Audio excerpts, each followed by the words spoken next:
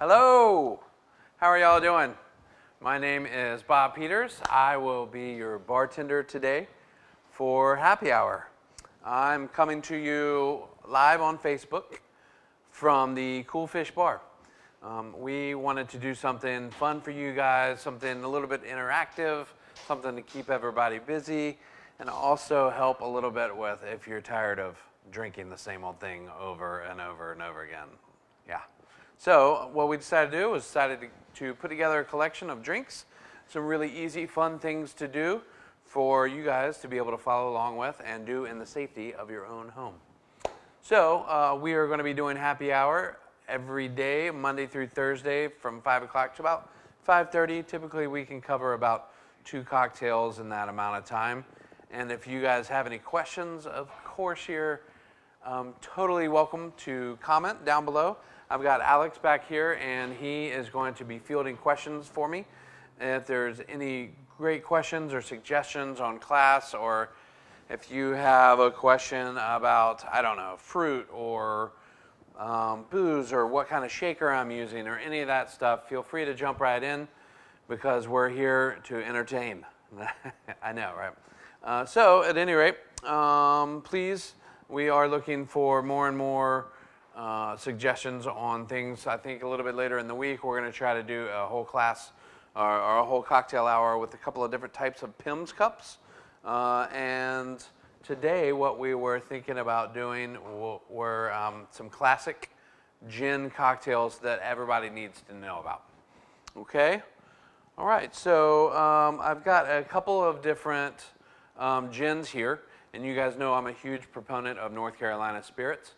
So I picked out 2 of my favorite gins, and the first one is Sutler's Gin. Now this is out of Winston-Salem, North Carolina. Really, really delicious, and this has notes of citrus and ginger in there. And last week we talked a little bit about gin and sort of how the gin family tree has split off a little bit. If you remember that, then we're going to refresh on that a little bit. If you haven't heard that story, it's pretty interesting.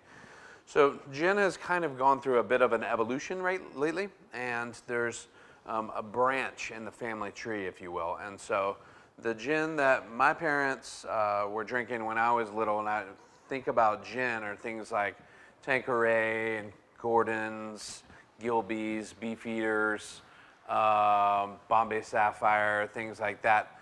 So those all are traditional London dry gins. And a traditional London dry gin, typically are very piney. They have that very, very much that spruce flavor to them that you think about with gin. Now that actually is the juniper berry, which is what makes up gin. It has to be at least 51% juniper in order for it to be classified as a gin. And that is where you get that Christmas tree flavor or the pine or the spruce flavor that you typically think about. So on the other branch of this tree comes American style gin or Western style gin. That's sort of the same thing. And these are botanical forward. So they still have that 51% juniper, but they don't necessarily have any more than that. So it's still classified as a gin, but then they take that other 49% of the mash bill, and then they get to play with it by infusing other flavors. And like I said, Sutler's is really amazing. It has lots of citrusy notes and lots of ginger notes. And and we'll get to Doc Porter's here in a minute. But the American style gins, the Western style gins, whatever you want to call them, they make amazing cocktails. I think because they're not one note, they have a lot of depth of flavor that when you mix them with several other things, that really turns out a really special, really incredible cocktail. And all of a sudden people are like, wow, that's gin. I don't even like gin. I love that. Because, well, I mean, Alex and I were talking about this earlier. Too many people had too much gin probably in college, something like that, maybe cheap gin, and it didn't go so well. But it's time to give gin another chance if you haven't in a while. And it's time today, I think. So dust off that bottle of gin. Hopefully you have some North Carolina gin in your cupboard. If not, go get some when you have an opportunity, but stay safe. And let's just go. Let's start a cocktail. Okay, So let me start with one of my favorite classic cocktails of all times. This one, actually, I believe The Last Word. Isn't that we've got that still on the menu here at Cool Fish. So The Last Word is a beautiful, beautiful cocktail. It's super boozy, but it is really easy to drink all at the same time. It's quite special. So the interesting part about these two cocktails that we're going to do today is they're both created about the same period in time. So The Last Word was sometime in the early 1920s. This is definitely a Prohibition cocktail, Prohibition era cocktail. It's very much in that style. It's very boozy with a couple hints of citrus and a couple of mixers or not mixers, a couple of liqueurs in with it as well. And very easy to drink and lots and lots of booze. Okay, well, let's get started. We're going to put this one in a coupe glass. We're going to put that off to the side. And this is a shaken cocktail. So we're going to put our scoop of ice in there. And then we're going to go into our Sutler's Gin and pour 2 ounces of our Sutler's Gin. It's a strong one. And then we're going to go, and this is where it starts to get unusual right off the bat. This is Luxardo. This is a maraschino liqueur. And I know that sounds kooky and it sounds like it's really super sweet. It's sweet, but it has a really nice depth of flavor. Okay, we're going to put a 1/4 ounce of that in there. And this does not taste like candy cherry at all. This actually has a really beautiful medicinal flavor to it. And I know what you're thinking too with that. Alex is making a face right now. Medicinal is not always a bad thing. So pick up a bottle. You can make a ton of different stuff with this. If you want something to sip on, you can sip on that too. It's actually quite strong, but it is really beautiful and adds some sweetness to your cocktails, but also depth of flavor without going for that like candy cherry flavor. Okay. Now we're going to use a little bit of green chartreuse next. And I've got a backup bottle just in case that happens. The green chartreuse is probably, if you guys haven't had this before, probably one of the coolest things, check that out, one of the coolest things on the entire planet. Chartreuse has been around for several hundred years and is made by French monks hidden away in a monastery in the French Alps since, I don't know, the 1500s, something like that. It's made with 131 different kinds of alpine herbs, and nobody knows the recipe except for 2 of those monks. And that's 2, it's kind of like the president riding with the vice president on an airplane. It doesn't happen because if something happens, there's always one other person left over that knows the recipe. So the story goes is that at the monastery, somebody takes the first ingredient and puts it in like a bowl, and then opens the door and then hands it to the second monk and shuts the door. And the second monk takes something and adds something to the bowl and then opens the next door and then passes it through. So nobody knows what the recipe is. Everybody just knows what their one thing is that they do, and maybe that's put, alpine mint in there. I don't know what you want to say. There's definitely mint in here. There's definitely, if there's 131 herbs in here, you name it, I'm sure it's in there. But this is it's super, super strong. I think it's 110 proof, if I'm not mistaken. Yeah, 110 proof.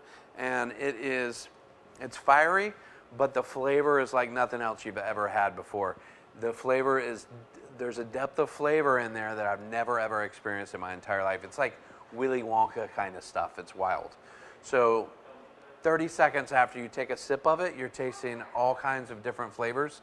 And then 5 seconds later, you can taste something else. But anyway, all right, I can probably talk about that for another 5 or 10 minutes. So let's finish this up. So we're going to put a full ounce of our green chartreuse in there.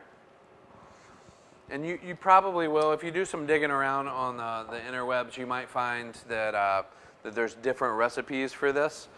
I've tinkered with this recipe quite a bit over the past almost 10 years, and this is my favorite way to adjust it, kind of to tinker with it. I've got some fresh lime juice here that I squeezed right before we came on, and I'm going to put 3/4 of an ounce of that fresh lime juice in there, and that's it. So in my shaker right now I have my ice, I have my 2 ounces of Sutler's Gin, I think I have a 1/4 ounce of Luxardo Maraschino liqueur, ounce of green chartreuse, and then 3/4 of an ounce of lime juice. Okay, that's it. Give it a good shake.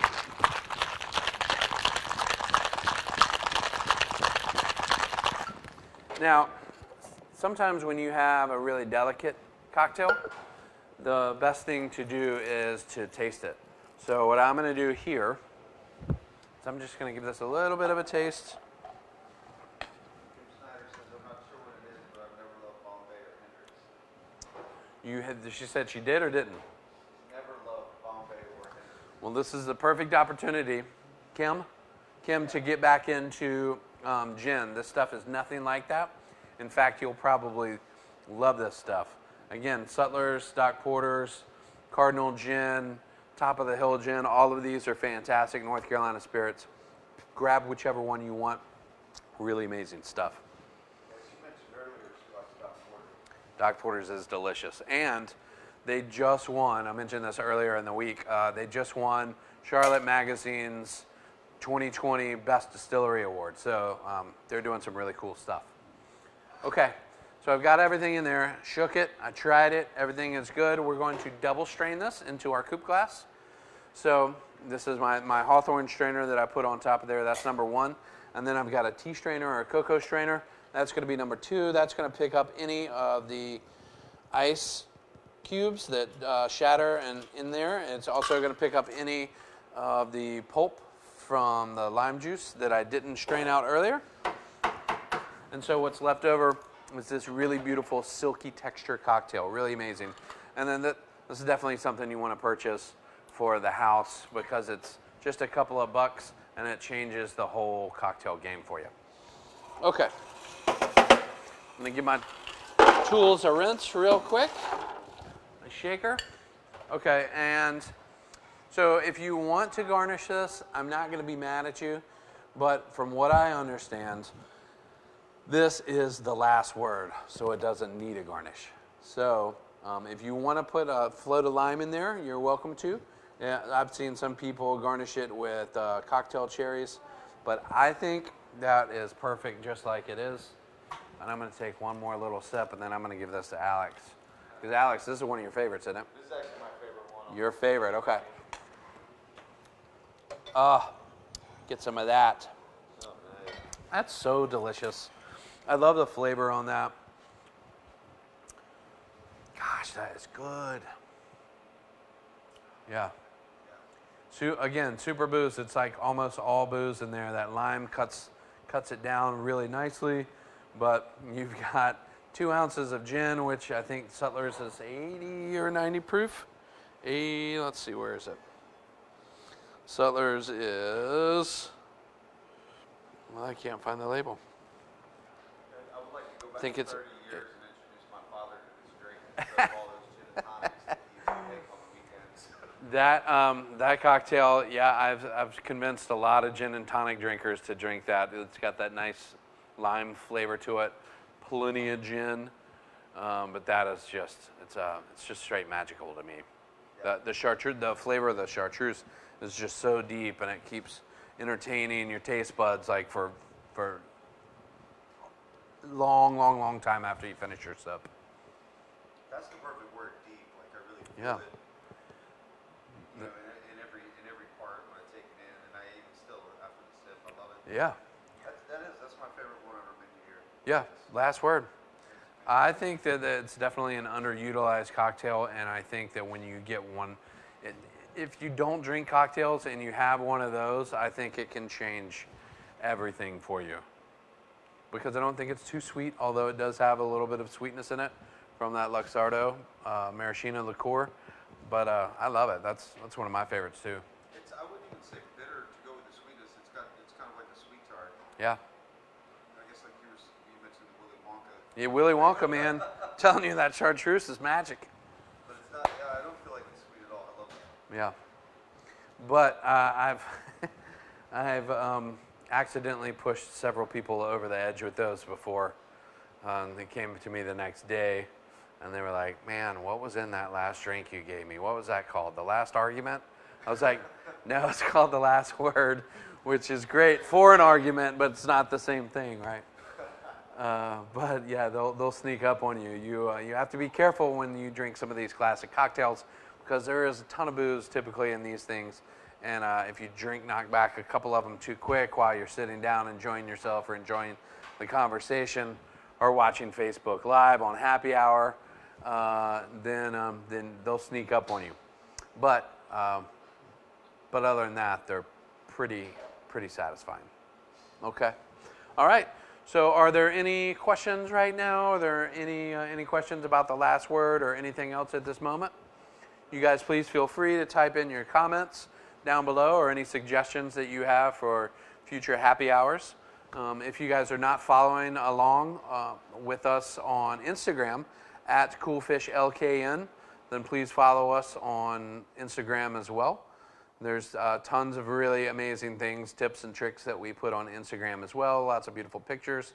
And of course, all kinds of information about the beautiful and amazing sushi here as well. Okay? All right. Alex, what am I missing? What am I missing right now? I was supposed to say something. I was supposed to mention something. I don't know. We have our DJ stream again tonight, 7 o'clock. That's exactly what it is. So tonight, again, we have a DJ stream, a live DJ stream tonight starting at 7 o'clock. And house music tonight. And that will be going till 11. Really, really cool stuff. So you guys need some music in your life, and tune in. And we'll be playing it for you. Okay? All right. Let's do, let's see, time-wise we're doing? Oh, we're in great shape. Okay, so let's do one more cocktail, and we'll get you guys out of here. So this next one is another classic cocktail. This next one that I want to do was a Negroni. Now, we mentioned the Negroni yesterday by doing a riff off of it with the Boulevardier. So the Negroni, like I mentioned earlier, comes from that same Prohibition era time, and I believe this one, as far as I can find out, it was first created, I believe, in 1919 by Count Negroni. I know. That just sounds absolutely ridiculous, like the Earl of Sandwich, right? Sounds like that kind of story, but from everything that I read, it's a real story, and Count Negroni was in Florence, Italy in 1919, and he was drinking Americanos, which is sweet vermouth, Campari, and soda water. And he wanted something with a little bit more kick, so he asked his bartender, and I forget his name right now, and I would probably mispronounce it anyway, but he asked the bartender if he could take his favorite cocktail, which was the Americano, and make it something a little bit stronger. So the bartender took out the soda water and replaced it with gin, which that'll do it. You want something stronger, take out the soda water, put gin in there. So anyway, that is supposedly, and I love that story, whether it's true or not, I love it. So that's the one that I'm telling. But if that's the birth story of the Negroni. And this one, again, is really, really amazing. And let's do this one with Doc Porter's gin this time, as opposed to the Sutler's gin. Again, these guys are here in Charlotte, North Carolina. This gin is has some beautiful notes, but the ones that stand out most to me, we have that citrus note. Of course, there's that juniper note in there. And then the interesting part is that I get a lot of chamomile in there. Lots of chamomile and a little bit of cardamom, which, again, all of these really beautiful flavors adds an immense amount of depth to your cocktail. So let's start. You get a couple of nice cubes in our double old-fashioned glass, or your rocks glass, your highball, whatever you want to call it. And this one is not a shaken cocktail. This one is going to be stirred. Now, people ask me again all the time, why do you shake, why do you stir? I hate rules, but I don't mind rules of thumb. So the rule of thumb for this is, if there's juice or anything muddled in it, so like the last word that we just did had fresh lime juice in it, then you shake that. Now, if something is all booze, typically you stir that. Sometimes I break that rule, but not often. I'm pretty close to sticking to that guideline. And if you guys don't have, if you don't have a shaker, then you can stir it. That's fine. I won't be mad at you. But if you don't have a mixing glass, you can still stir it. Just put it in a regular glass. You can put it in your tins and stir it, whatever you have to do. So this is probably the easiest thing ever, okay? Put some ice in our mixing glass. And we are going to make another boozy cocktail. So we're going to do 2 ounces of our Doc Porter's gin, award-winning. And then we are going to put in 3/4 of an ounce of Campari. Now this is the same stuff that we used yesterday for our Boulevardier. There we go. This is in the Amaro family, which is Italian for bitter. So this is a very bitter liqueur. This does have notes of grapefruit, some blood orange in there, and it's really amazing. Sometimes it takes a little bit of getting used to. So if you hate it at first, give it another shot, because eventually you're going to love it. And the bitter side of your palate, typically in an American palate or Western style palate, we're geared more towards salty and sweet and less towards bitter. So getting to know and getting to love bitter notes takes a little bit of work, but it's well worth it once you do get there, okay? So keep trying it till you like it. All right, now I have got some of this really nice Italian sweet vermouth as well. This is Antica Formula, or Antique Formula, ancient formula from the Carpona family. And again, these guys have been making that stuff for the past 200 years in Italy, and it's really amazing. And I can't imagine growing up on a vermouth estate. That would be super cool.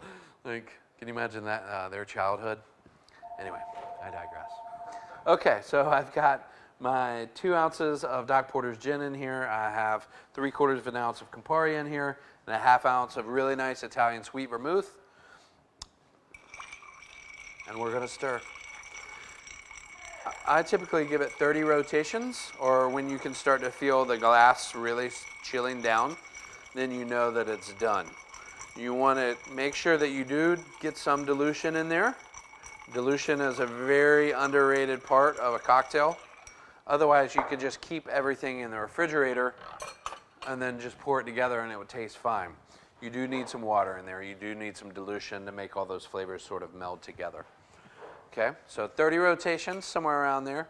And I've got my Campari, I've got my sweet vermouth, I've got my gin, check. My glass is nice and cold now. We're going to pour that into our glass, like so. And then we're going to garnish this with an orange rind.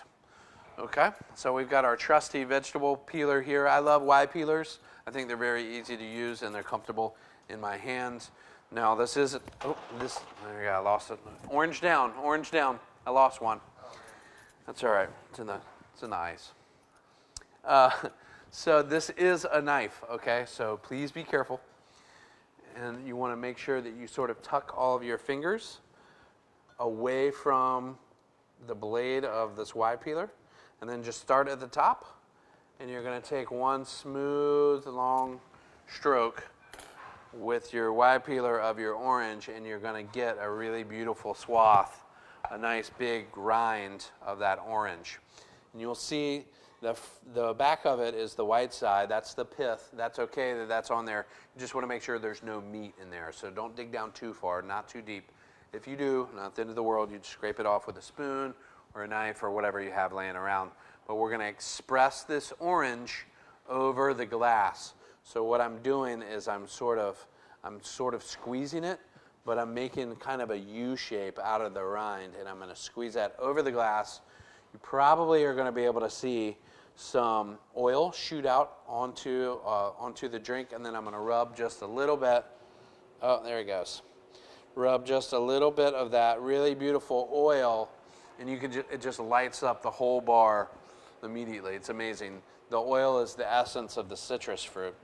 Just want to rub that around the edge of the glass so that every time you take a sip, you're getting a nice little pop of that citrus oil in your mouth. Okay? And then that is it. You're going to put that flag down in there and serve it. How incredibly easy is that? I love this drink. Not only do I think that this is one of the most perfect drinks, if you can remember this for anything that you have laying around your house, 1 part booze, 1 part bitter, 1 part sweet, then that is basically a Negroni. So you can riff off of anything, any flavor that you have. You put in some high-powered booze, put in something sweet, something bitter. Now you're going to have to play with the proportions a little bit to get exactly what you like. This is my favorite recipe for the Negroni, and you can find yours as well. Like if you like things a little bit sweeter, maybe a little bit more sweet vermouth, you like things a little bit more bitter, a little bit of Campari, but there is some sweetness to the Campari as well. Okay, I'm gonna drink this one. I'm gonna try it. I think you got that one. I got this one. Just less work. Hey, cheers, guys. Thank you. Oh yeah, I mean, I think that's amazing. And again, this is one of my favorite sort of combinations. But if you don't have gin, in your liquor cabinet right now, but you do have bourbon, then all of a sudden you have a Boulevardier, okay? If you have some nice tequila left over from Cinco de Mayo last week, but you don't have any gin or you don't want to use gin, you can put tequila in there and it makes an amazing cocktail, a tequila Negroni. Mezcal, a Mezcal Negroni is one of my favorite things in the whole world. Well, there's not many of these that I don't love, but I love going and getting a nice Mezcal Negroni because it adds all that beautiful smokiness to that, and it's bitter and sweet at the same time. But if you want to use vodka, you can. Vodka's not going to bring a whole lot to the table, but still it's really beautiful. A rum Negroni. I had lots and lots of customers a couple years ago that were only drinking rum Negronis. There's not a lot that doesn't go inside of that recipe. So play with it. Find something fun. Cognac would be amazing with that as well. That would be very similar to the Boulevardier with a little nice twist to it. Really, this is this sort of scenario. This is I've heard somebody call it the Mr. Potato Head, where you can sort of change out the ears and the eyes and the nose and the shoes, but it's still kind of the same thing. That's the Negroni.